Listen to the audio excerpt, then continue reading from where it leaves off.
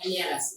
కన్యారాశి అంటే ఉత్తర 2, 3, 4 పాదాలు, హస్తం 1, 2, 3, 4 పాదాలు, అలాగే చిత్త 1, 2 పాదాలు కలిపితే కన్యారాశి అవుతుంది. ఈ కన్యారాశి వారికి గురువు రజితమూర్తిగా ఏప్రిల్ 30 దాకా ఉంటాడు. తర్వాత ఏప్రిల్ 30 వరకు అష్టమంలో ఉండి తర్వాత భాగ్యమును సంచరిస్తాడు. అంటే 9వ స్థానానికి వెళ్ళిపోతాడు. శని షష్టమం సంవత్సరం అంతా తామ్రమూర్తిగా ఉన్నాడు. రాహుకేతువులు 7, 1 రాసులందు సంవత్సరం అంతా రజితమూర్తులుగా ఉన్నారు. అంటే కేతువు కన్యారాశిలోనే ఉన్నాడు, 7వ స్థానంలో రాహు ఉన్నాడు. కాబట్టి ఏ పనైనా తొందరపడి చేసేసి తర్వాత బాధపడే అవకాశాలు ఎక్కువగా ఉంటాయి. మానసికమైన వేదన, సమయం లేదేంటి అనిపించటం, కొంచెం బాధపడటం, వాళ్ళు తక్కువగా చూస్తున్నారు అనిపించటం, ఏ పనికి ముందుకు వెళ్దాంలే అనే ఒక పాలుమాలిగ్గా ఉండడం ఎక్కువగా ఈ రాహుకేతువుల వల్ల ఏర్పడుతుంది. కాబట్టి సంవత్సరం అంతా రాహుకేతువులు పూజ చేసినా కూడా మీకు ఇబ్బంది ఉండదు. తర్వాత గురువు 12/6/2024 నుండి 28/2024 వరకు తిరిగి 27/11/2024 నుండి ఆ సంవత్సరం అంతా శుభుడే. అది కాక శని రాహుకేతువులు వచ్చడం అంతా శుభులే. గ్రహ సంచారాలు సామాన్య ఫలితాలుగా ఇచ్చేటట్టున్నాయి. మీరు ఎవరైనా కానీ జాతకాన్ని వ్యక్తిగత విశ్లేషణ కూడా చేయాలి.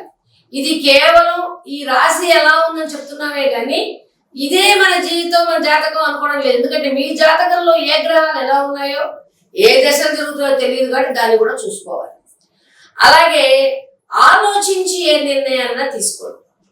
తర్వాత ప్రయత్నంలో పనులు పూర్తి అయిపోవాలని తొందరపడద్దండి.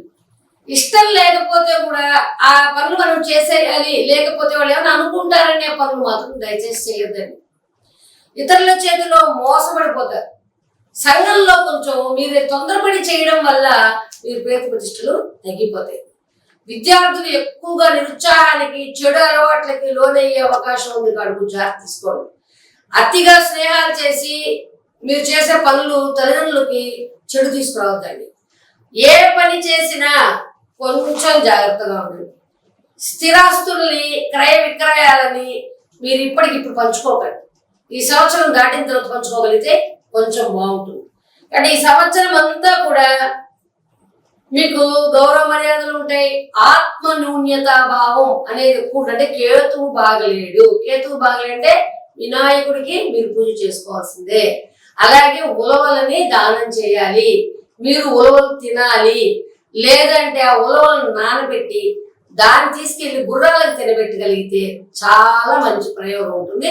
ఉలవలకు సంబంధించిన మనం ఎవరు చేసుకోగలిగితే అవి చేసుకుని మనం కూడా తినట్లయితే నిరుత్సాహం, బాధ, ఏదో మనల్ని ఏదో తక్కువ అయిపోయినట్టుగా అలా ఒక మూల ఉండిపోవడం, భయం వచ్చేయడం, ఎక్కువగా ఆరోగ్యపరంగా ఆరోగ్యాలు పాడు చేసేసుకోవడం, నరాల బలహీనత తెచ్చేసుకోవడం, ఈ పనుల దగ్గరికి వెళ్లకుండా ఎక్కువగా విష్ణు సహస్రనామాన్ని, గణపతిని పూజించగలిగితే, పెసలు దానం చేయగలిగి, అలసందలు, ఉలవలు దానం చేయగలిగితే మరిన్ని మంచి ఫలితాలు కలిగే అవకాశాలు మీకు